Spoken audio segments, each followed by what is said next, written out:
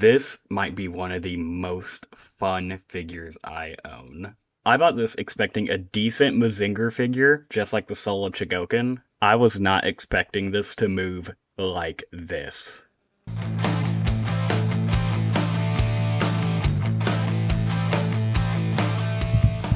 Hello everyone, today we're going to be looking at the Revoltech Amazing Yamaguchi Mazinger Z. I've always loved the design of the Mazinger Z, hell it's even my YouTube logo. This is my first Kyoto and Revoltech figure, so I have very high hopes for this thing. I got this figure at the Big Bad Toy Store for an actually, I'd say decent price. It could be, I'd say $10, $20 cheaper, but it's still a decent price for what this figure is. This thing looks incredible. The gloss, the metallic paint, everything just looks amazing. And Revoltech has stylized the Mazinger design, especially compared to, say, the Soul of Chigoken, which is more anime accurate. This guy looks more beefy, the head is a little smaller, and just everything is a bit more exaggerated, but I feel like that is for the better because this thing looks incredible. This figure comes with so many accessories. This is the most amount of accessories I've ever gotten in any figure in my collection. This figure comes with 4 small size blast effects, 2 larger blast effects. You have the Jet Scranger, axes for the Iron Cutter attack. I am literally looking off the wiki. I do not remember any of these names. You get a total of 10 hands, 2 Revoltech stands, 1 with stands arms for the rocket punch attack, 1 for just the figure itself. You get a claw, you get stand attachments for the rocket punch attack. You get the Jet Scrander like belly belt. You get a regular stand adapter just for the figure on its own. And you also have parts to help him lift his arms up and I assume what is an attack. Taking off the hands is also kind of another issue. Sometimes when you go to just pull it straight out, you also pull out the ball joint assembly in the actual arm.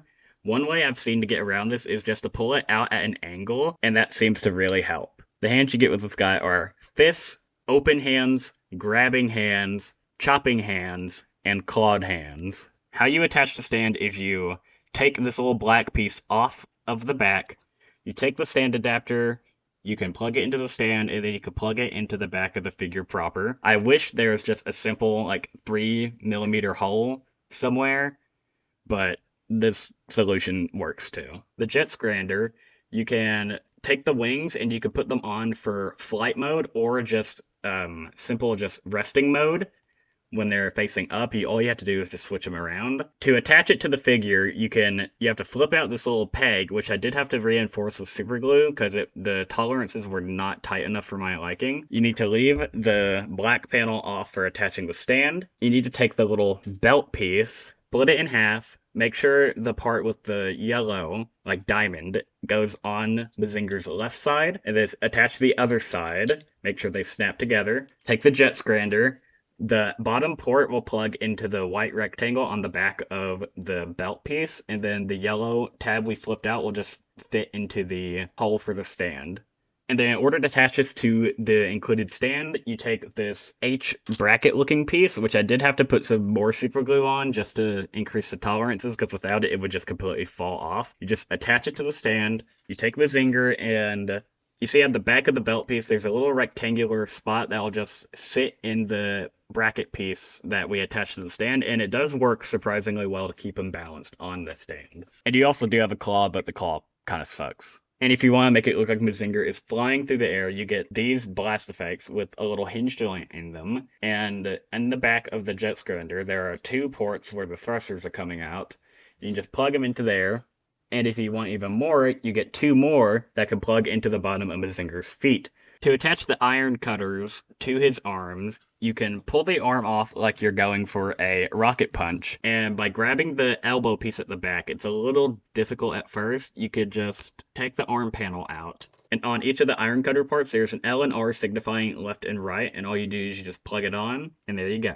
And if you want the rocket punch / iron cutter to look like it's flying through the air, you get these longer jet effects that just plug into the port of the arm. But on its own, it's not that impressive because, I mean, you could just set it on the ground or something. That's why you get these smaller stands with these included ring pieces, and you just plug them onto the stands, and then you could slide the ring piece onto the actual rocket part, which I don't know if this is going to cause paint chipping over time, but we'll just have to see. And there you go, you got your rocket punch. And you also get these inner missile pod looking pieces, and you could just pull the arm off, plug him in, plug the arm on, and bend the elbow so it looks like he is ready to shoot off some missiles or something. Okay, moving on to articulation, you have a hinge joint at the neck, which is really loose on my copy, and I cannot find a way to actually tighten it, which is really disappointing. You have a ball joint at the neck. He can look up, down, side to side. You have a hinge joint, ball joint combo at the shoulder, meaning he can raise his arm up pretty high.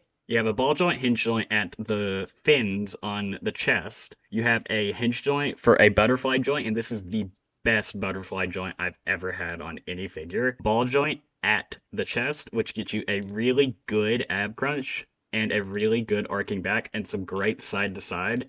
You do also have a ball joint at the waist, but it kind of doesn't really do much. Let me just take the leg off so you can see. There is a couple hinge joints in the crotch assembly, but since mine just kept falling apart, they are kind of useless. Even so, the leg can kick up extremely high and can even kick back a decent amount. They can go out so much, like, geez. You have a thigh swivel, a double knee bend, which reveals some really nice detail, but when going back, make sure to bend the top knee joint back or else the knee's just going to get stuck, which is kind of a weird design oversight. You have a really tight ball joint at the ankle, which seems like it can extend for some more up and down motion, and you have a really good pivot, and you have an ankle swivel. For size comparisons, we have the Solo Chikoken damaged Mazinger Z, the knockoff MP44, and you have my last review, the Hayatoys 1991 King Ghidorah.